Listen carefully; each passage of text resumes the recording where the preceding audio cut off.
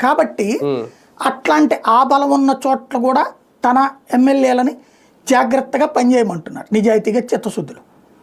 ఇలా చేసుకుంటూ వెళ్తే క్రమంగా బలం పెరిగి శక్తివంతమైన నాయకత్వం రావడానికి కొంత టైం పడుతుంది.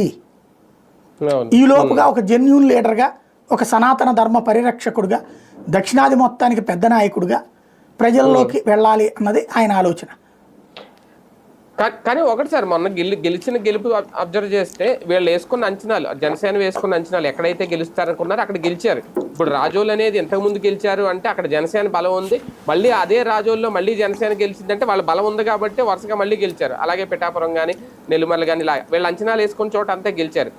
కానీ ఇంకా బలం తెలియట్లేదు. అప్పుడు అన్నది ఏంటి, మనకు 30% మన బలం ఉంటే మనం గట్టిగా అడగడానికి ఉంటుంది ఏదైనా రేపొద్దున్న అనేది అప్పుడు అన్నమాట. ఇప్పుడు ఆల్రెడీ ఆ 30% ఆల్రెడీ రీచ్ అయిపోయారు, కానీ దాని గురించి ఇప్పుడు మాట్లాడలేదు. ఇంకో విషయం కూడా, మొన్న ఆవిర్భావ దినోత్సవంలో ఎక్కడా కూడా ఆయన 15 ఏళ్ళు అనే పదం కానీ, మనం కలిసి వెళ్ళాలనే పదం కానీ ఎక్కడా వాడలేదు ఆ రోజు కూడా. అంటే క్రమక్రమంగా ఏమైనా మారుతున్నాయా ఆలోచనలు పవన్ కళ్యాణ్ గారు? ఎక్కువ ఎక్స్పెక్ట్ చేయకూడదు. అక్కడ 30% వస్తే మరి ఎవరు ఓట్లు పోయినట్టు? జగన్ గారు 40% ఓట్లు ఉన్నాయి, అవి ఇప్పుడు పోయేదేం కాదు కదా కొత్తగా. ఇంకా అధికార పక్షం నుంచి ప్రతిపక్షానికి పోతే కానీ ప్రతిపక్షం నుంచి అధికార పక్షానికి రావు కదా. మరి వీళ్ళకి 30 ఎక్కడి నుంచి వచ్చినాయి? వీళ్ళకి అంత లేదు కదా.